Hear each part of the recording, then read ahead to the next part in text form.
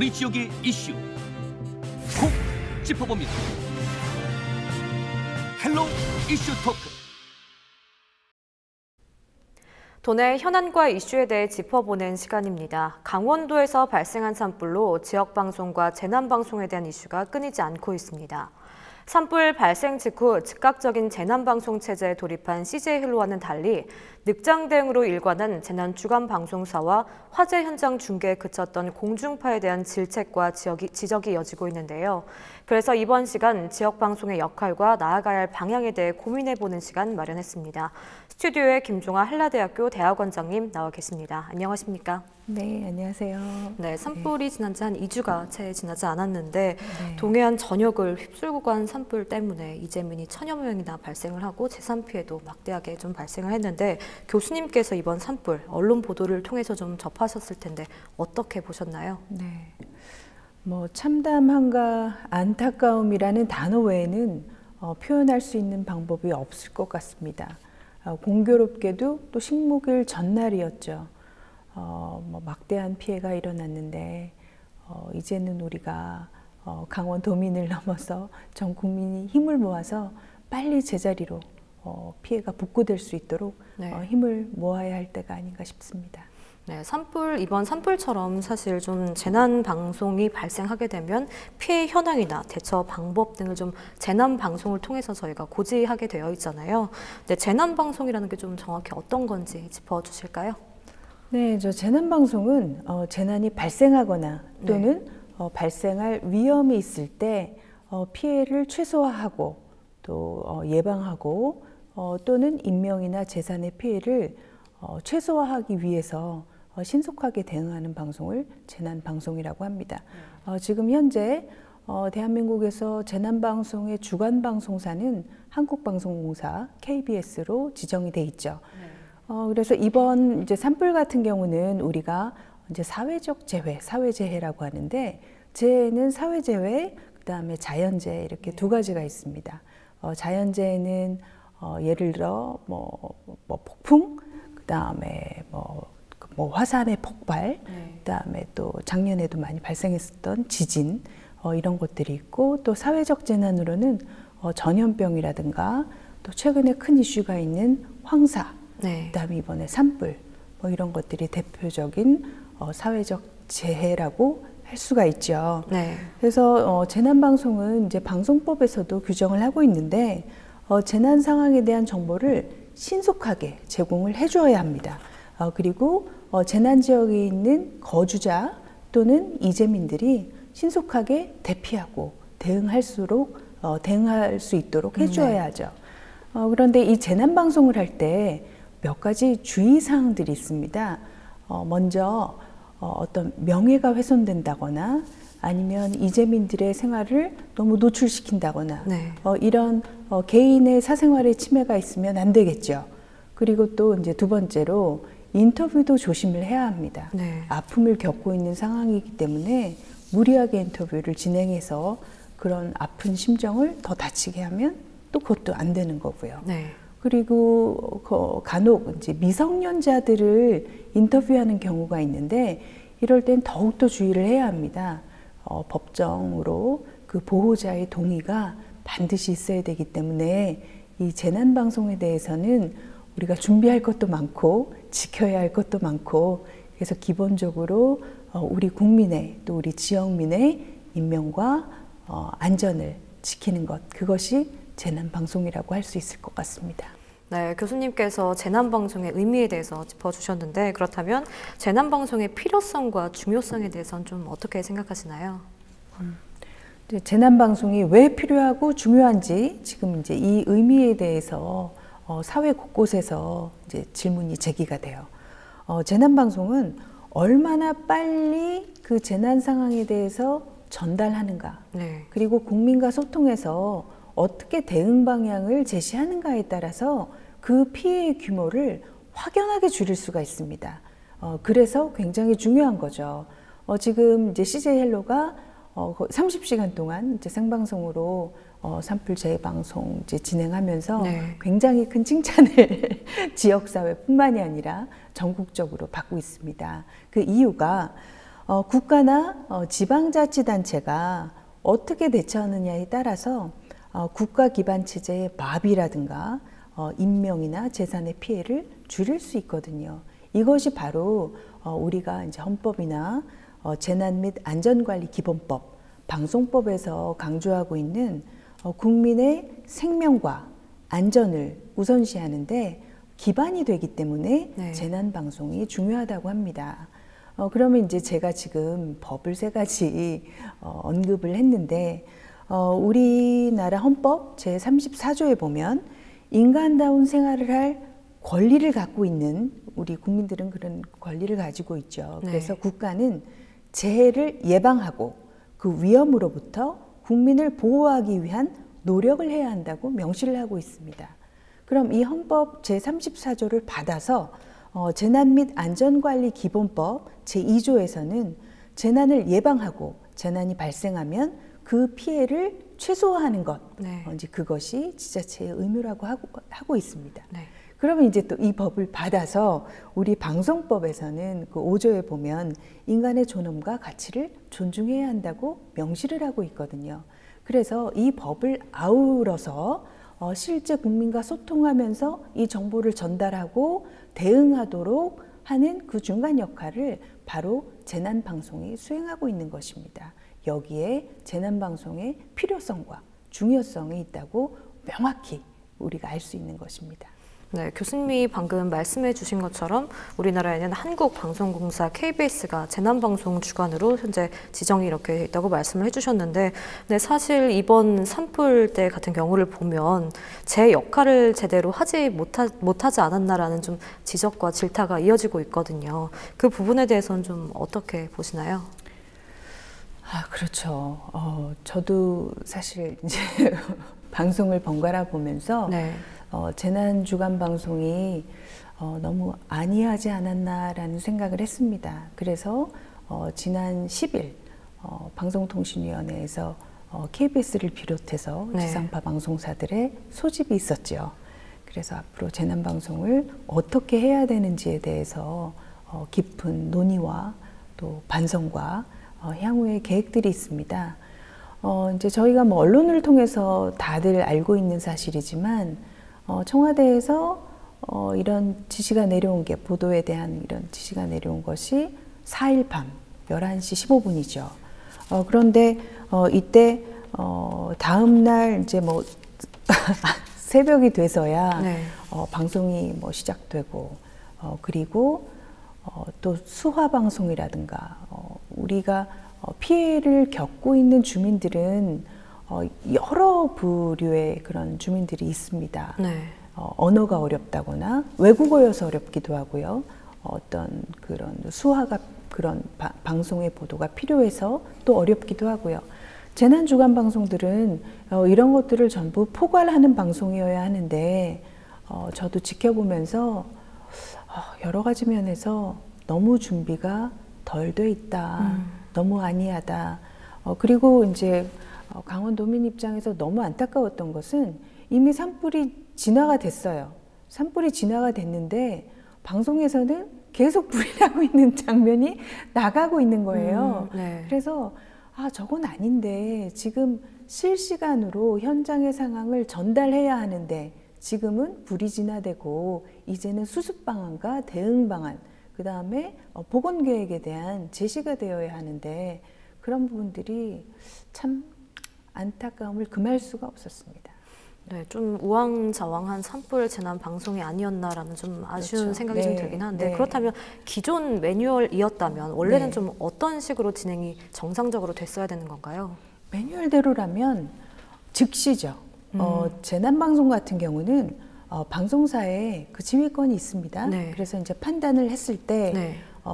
정말 실시간으로 자막을 송출한다거나 아니면 편성을 끊고 정규방송의 편성을 끊고 긴급하게 재난방송이 들어갈 수 있거든요. 네. 방송사에서 결정할 수 있는 것이죠. 네. 그리고 사실 CJ헬로는 그렇게 했지요. 네. 그래서 이제 스타트 지점에 문제가 있었고 네. 그리고 중계 방식도 그냥 지금 재난이 벌어졌다를 실시간 중계하는 정도로는 안 되죠. 빨리 전문가들을 동원해서 어떻게 대피할 것인가. 제공하고. 정보를 제공해야죠. 네. 어떻게 피해를 최소화할 것인가. 네. 그 다음에 이제 주민들은 어느 곳으로 대피해야 할 것인가. 그 다음 대피한 사람들의 그런 주민들의 지금 불편한 점은 무엇인가. 그럼 이걸 어떻게 지원할 것인가. 이런 것들이 체계적으로 추후의 방안에 대해서 모두 나와야지요. 그리고 이런 보도를 하는 데 있어서 기자의 윤리도 보도하는 자로서의 윤리도 대단히 중요한데 이런 스타트 지점부터 뭐 여러 가지가 너무나 미비했기 때문에 지금 이런 사회적 질타가 저는 뭐 아주 당연하다고 보고 또 이런 질타를 통해서 향후 대폭적으로 개선이 되어야 할 거라고 생각합니다. 그렇다면 사실 좀 재난방송을 보면서 풀어야 할 숙제가 좀 많지 않나라는 생각을 계속 하게 되거든요. 그렇다면 교수님이 개인적으로 보시기에는 좀 재난방송에 나아갈 방향이나 제시해 줄 게 있다면 어떤 것들이 좀 있을까요? 지금 저는 이제 이번에 그 모금방송 보고 지난주 금요일이었죠. 지난주 금요일에 또 모금방송 보면서 그러니까 그 방송을 재난의 현장을 전달하는 것도 중요하지만 어떻게 복원하고 나아갈 것인가. 그래서 우리 CJ 헬로 모금 방송 보면서 지난 사실 2017년도에도 참 잘했어요. 근데 내공이 쌓여서 그런지 이번에는 더 잘하고 참 지역 방송으로서 지역 밀착적인 방송을 한다라고 생각했는데 이제 우리가 뭐 지역성에 대해서도 논의를 하겠지만 이런 지역이라는 것이 같은 공간을 공유하고 있지만 또 같이 우리가 살아가는 문화 양식이 같고 정체성이 같잖아요. 그래서 재난방송이라는 것이 재난의 팩트 전달뿐만이어서는 안 되거든요. 그쵸. 그래서 우리가 어떻게 살아갈 것인가, 지역 주민으로서 어떻게 협조할 것인가, 그리고 우리의 내일은 무엇인가를 제시할 수 있는 이런 메시지를 담을 수 있는 그런 방송이 나와야 하고 이런 점에서 봤을 때는 아마 재난에 관련된 수많은 스토리텔링들이 앞으로도 나올 거예요. 그래서 이것들을 시청자들이 공감하면서 즐겁게 볼 수 있도록 그렇게 제시되는 것이 아마도 지역방송의 재난방송의 역할이 아닐까 그렇게 생각합니다. 교수님이 계속 회사에 대한 좀 칭찬을 해주셔서 좀 부럽긴 한데 정말 좋았어요. 사실 뭐 지난 2017년 때도 그랬고 산불 재난 방송을 계속해서 저희가 특보를 통해서 시청자분들한테 전해드리고 있거든요. 근데 뭐 산불 발생 즉각적으로 이렇게 대응을 하기 때문에 시청자분들도 많이 좀 도움을 받지 않았나라는 생각을 하게 되는데 교수님은 저희 방송을 보시면서 어떻게 좀 보셨나요? 제가 방송 보면서 우리 지역 방송의 크기가 크지 않잖아요. 그런데 저 30시간을 도대체 어떻게 해내는지 궁금해서 좀 질의를 했습니다. 질의를 했더니 이 목요일부터 금요일까지 30시간을 그 보도를 하는데 타 지역 SO의 인력을 지원받아서 80여 명의 특보를 제작했다고 하더라고요.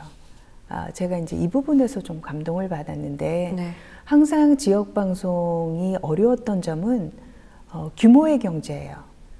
전국 단위로 방송을 하는 경우에는 내수시장의 규모가 커지기 때문에 대단히 투자가 가능합니다. 투자라는 것은 뭐 인력적인 부분도 있고 그다음에 이제 특히 이제 경제적 자원 부분도 있죠. 근데 이런 재난 방송은 단기간에 자원들이 쏟아져 들어가야 해요. 그래서 어렵습니다. 특히 규모가 작은 지역 방송에서 그 큰 재난을 보도하는 걸 감당하는 게 정말 쉬운 일이 아니거든요. 그런데 이 짧은 시간에 80여 명의 그런 인력들이 이 한 군데에 모여서 이 보도를 위해서 그 노력을 쏟아부었다는 것이 지역 방송의 이런 뭐 보도의 역할로서 사명감, 그 다음에 어떤 지역에 대한 사랑, 이것이 없다면 저는 불가능했다고 보거든요.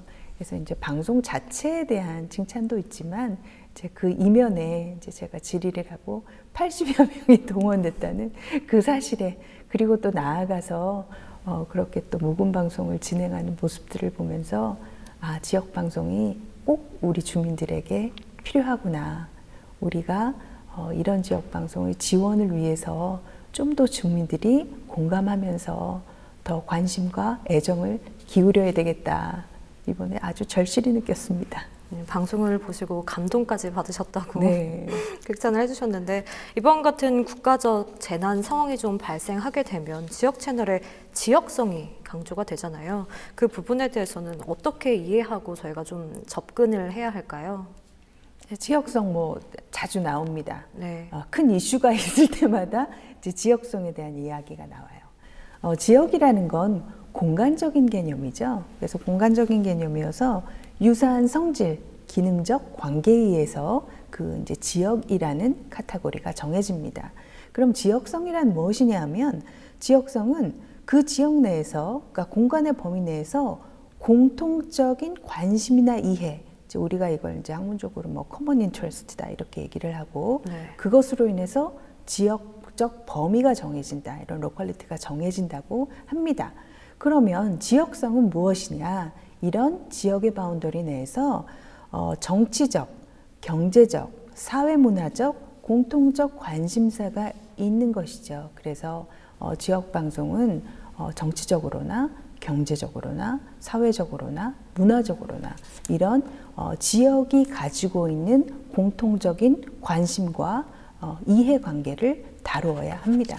그래서 이 지역성은 지역방송의 굉장히 중요한 개념이라고 할 수가 있죠. 네, 교수님께서 지역방송의 지역성에 대해서 좀 짚어주셨는데, 근데 사실 지역방송 역시 각가지 좀 한계점이 있잖아요. 방금 말씀해주신 뭐 인력이나 경제적 부분도 그렇고, 그래서 지역방송이 제대로 된 역할을 수행하는 데 있어서 좀 문제점, 한계점들이 있다면 좀 구체적으로 좀 어떤 것들이 더 있을까요? 지역 방송의 한계점은 이제 가장 그 첫 번째로 꼽을 수 있는 부분이 경제적인 부분입니다. 네. 방송은 규모의 경제가 작용하는 그런 산업 분야입니다. 그래서 내수 시장의 규모가 크다. 그러면 많은 투입이 일어날 수가 있죠. 반대로 내수 시장의 규모가 작으면 많은 투입을 일으키기가 쉽지가 않습니다. 전국 규모의 단위, 그러니까 예를 들어 지상파라든가, 네. 아니면 이제 종합 편성 채널이라든가, 이런 채널들은 전국 단위의 방송을 하고 있기 때문에 많은 비용을 투입해서 이제 프로그램을 만든다거나 아니면 서비스를 제공할 수가 있죠. 이에 반해서 지역 방송은 지역을 대상으로 하기 때문에 많은 투입이 들어가는 것이 만만한 일이 아닙니다. 그런데 이제 여기에서 문제가 발생하는데, 우리가 평가를 받을 때는 어떻죠? 평면적인 평가를 받습니다. 그렇죠. 시청자들이 채널 1번은 지상파고, 채널 2번은 종편이고, 채널 3번은 지역방송이고, 이것들을 아는 분들도 계세요. 하지만 대부분의 시청자들은 그와 무관하게 나는 이 채널을 이렇게 해서 봐, 저 채널을 저렇게 해서 봐 라고 그 시청자들이 그 채널들을 접근하죠. 방송을 평가하는 사람들도 마찬가지입니다. 대부분 평면적인 평가를 해요. 그래서 지역 방송의 프로그램이 질이 낮다거나 재미가 없다거나 이런 판단들을 하죠. 그래서 지역 방송의 어려움이 바로 그 방송 시장의 규모라는 그 부분에 이제 가장 큰 한계점이 있고요. 네. 두 번째는 서비스 측면에서 접근할 수가 있습니다.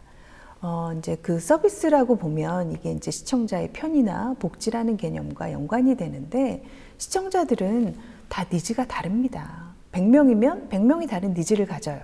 어떤 시청자들은 나는 오락을 좋아해. 나는 오락 프로그램이 재밌어. 그럼 이제 그쪽을 주로 보죠. 어떤 시청자들은 스포츠, 영화, 또는 어떤 시청자들은 나는 살아가는 우리 지역 주민의 이야기, 인간의 이야기, 내 주민의 이야기가 참 좋아. 그래서 나는 이런 서비스를 받을 때 큰 가치를 느껴 라고 이야기를 합니다. 네. 그런데 지역방송의 프로그램을 이제 제작하다 보면 이런 프로그램들은 그 서비스를 다원화해서 다양하게 맞추어서 제공하는 게 쉽지가 않습니다. 자본의 한계도 있지만 물리적인 한계도 있죠. 이제 채널의 수가 제한돼 있으니까. 그래서 이제 우리가 이제 지역 방송의 어떤 한계를 이야기할 때 이런 한계점 때문에 예를 들면 서비스가 더 적다고 해서 방송의 질이 더 평면적인 평가에 의해서 낮다고 해서 이 서비스를 해체하거나 통합하는 것은 맞지 않다라는 것이 우리 이제 언론학자들의 많은 언론학자들의 견해이기도 합니다. 네. 오히려 시청자 복지를 위해서는 이런 서비스가 어떻게 하면 한층 더 질적으로 성장할 수 있도록 지원하고 발전할 수 있도록 후원할 것인가, 이제 이런 부분의 논의들이 이루어지고 있기 때문에 지역 방송이 가지고 있는 한계도 있지만 이 한계 극복을 위해서 이제 많은 각계각층에서 또 힘을 모아야 되지 않을까 하는 것이 제 생각입니다. 한계점과 문제점에 대해서 좀 짚어주셨는데, 그렇다면 좀 이번엔 강점, 지역 방송, 공중파나 케이블과 달리 지역 방송사만이 갖고 있는 힘, 경쟁력이 있다면 또 장점에 대해서는 어떤 것들이 있을까요? 예, 제가 이 부분은 제가 이제 연구를 하고 있는 분야기도 하고 이제 논문을 낸 분야기도 한데요. 지역 방송의 역할은 크게 두 가지. 첫 번째로 네. 지역민의 방송 복지를 증진하는 것, 그리고 미디어 선택권을 보장하는 것이라고 우리가 이야기를 합니다. 네. 그럼 이제 이게 뭐냐? 이제 제가 조금 이제 구체적인 예를 네. 들어드릴게요. 이제 첫 번째로 지역 방송들이 할 수 있는 역할은 지역에 밀착된 정보를 제공할 수가 있어요. 네. 그러니까 지역 일상의 어떤 행정들, 그 다음에 지역민의 공통적인 관심사들, 우리 지역의 어떤 교육, 그 다음에 여성들의 어떤 지금 회자되고 있는 그런 이야기들, 그다음 남성들의 이야기들, 그래서 지역이 밀착된 그런 정보를 제공하는 것. 이것이 이제 할 수 있는 큰 역할 중에 첫 번째 역할입니다. 그리고 이제 두 번째 역할은 지역 사회의 공익성을 구현할 수가 있어요. 네. 이제 우리가 공익이라 하면 모두가 공공이 동의해서 이것이 좋다. 우리가 이제 퍼블릭 굿이라고 하고 공공선이라고 하는데 지역민들이 뜻을 모아서 이 방향은 참 좋은 것 같아라고 하는 이런 지역의 공공성을 구현하는 역할을 하죠. 그래서 우리 이제 프로그램들, 지역 주민이 참여하는 퍼블릭 억세스 프로그램들도 네. 이제 많이 하고 있는데, 이제 이런 프로그램을 통해서 지역의 공공성을, 공익성을 구현할 수가 있습니다. 그다음 세 번째, 지역 방송은 지역 문화의 중심체가 됩니다. 지역만이 가진 그런 특별한 문화가 있죠. 각각 지역은 저마다 다른 색깔이 있습니다. 그래서 지역 방송은 이 지역 문화를 엮어내는 중심적인 그런 역할을 하게 됩니다. 그다음에 이제 네 번째로 지역의 이런 민주 정치에 기여하는 역할, 이것이 이제 굉장히 크지요. 네. CJ 헬로도 선거 방송 이제 잘 하고 있고 저도 열심히 보고 있는데 아마 또 이제 내년에도 그 방송을 또 열심히 하게 되지 않을까. 네. 그리고 저는 또 그 방송을 보게 되지 않을까 싶은데, 선거 방송을 통해서 지역민들이 우리 지역에 있는 이런 정치하는 분들, 우리 지역에서 행정하시는 분들은 지금 이런 생각을 가지고 있구나. 이런 정책을 내세우고 있구나. 이런 지역의 민주정치에 기여할 수가 있죠. 심지어 굉장히 그 정치에 들어가는 비용 또한 감소를 시킵니다. 이제 그 정치하시는 분들이 일일이 지역 주민을 만나서 자기의 정책이라든가 앞으로 우리 지역에 나아갈 바를 이야기하는 게 불가능하지 않습니까? 그런데 이제 지역 방송을 통해서 이런 지역의 민주화, 정치의 개선에 기여할 수가 있는 것이죠. 네, 여기까지 들어보도록 하겠습니다. 네. 네, 지금까지 김종학 교수님과 지역방송의 역할과 나아갈 방향에 대해서 고민을 해봤는데요. CJ 헬로는 앞으로도 지역민의 가장 가까운 곳에서 지역민의 이야기를 나누는 지역 맞춤 방송이 될 수 있도록 더욱 노력을 하겠습니다. 이번 시간 도움 말씀 주신 김종학 교수님 고맙습니다.